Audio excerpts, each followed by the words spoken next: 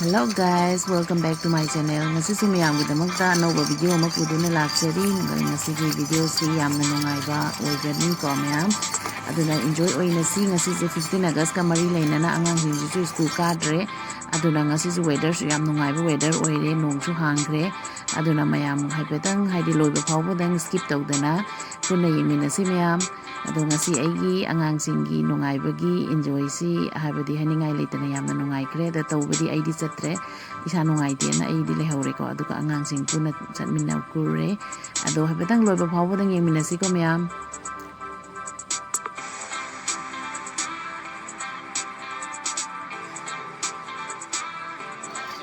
Hi baby. Nang kai chatino yam phajaye. Ha, du thawra chatira. Du thawdeba. Ish. Kai chatino du thawraga. Ish. Kaida ko chitaba. Ha. How? Ish, dumaina. Kai nang kai chatino kai da no nang chatise. Iya. Kai nuni. Iya. Masa udri. Kai da no nang chatise po. Wow, koi chatumale. Masa yam phajaye.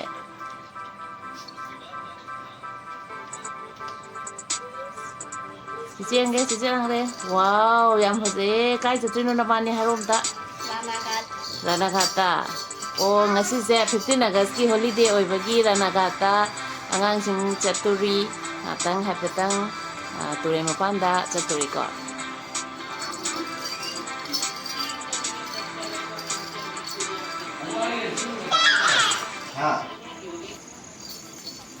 Sumay tawdana mayam lambidadi ulaktre ado yoksillee machinse angangsingchina chenba chunggi haraubagi wakhalje yengubada yamna nungsiba phawai ko mayam.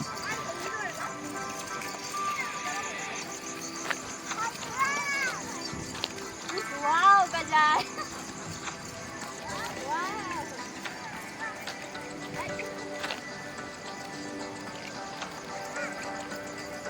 Ngeliat tuh nih.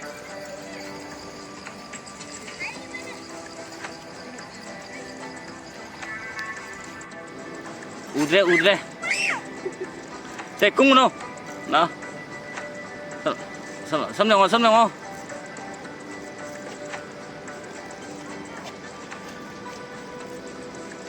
Sao mà chết cái cầu mà trên ban chân này. Không nghe. Abungo, kum. Abungo. Sila problem ah. Bemo.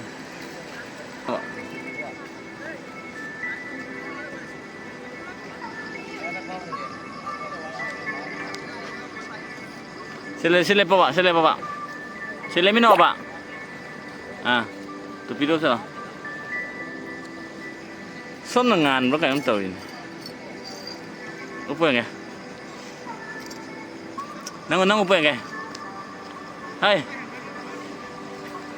Sungan din. Sun magkamay nga din.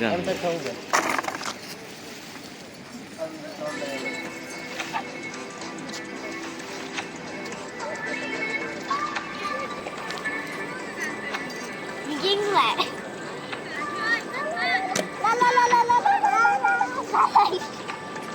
Begin này chưa?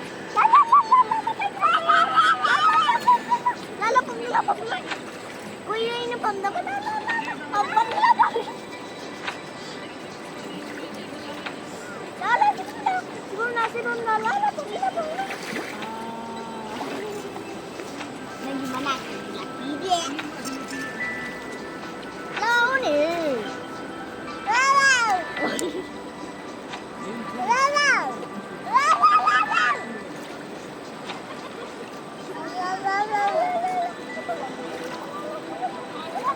Yes. Wow.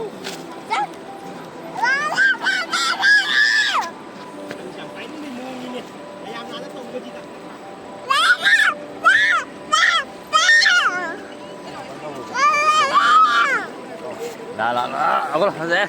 Ako sila, yari. Pwede po nila yung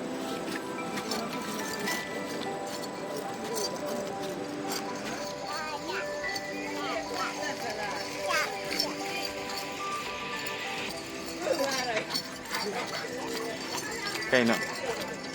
Ha? Kayno?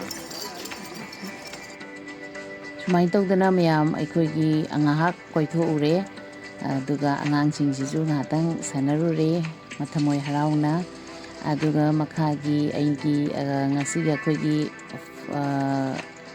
15 August ka mari lainana aigi mathangda lakaduriba haidi video asina aikoigi 15 August ki mari lainana aina semjaba video ni aduna mayam mathangi video amuk haipet share tawraga yengminasi.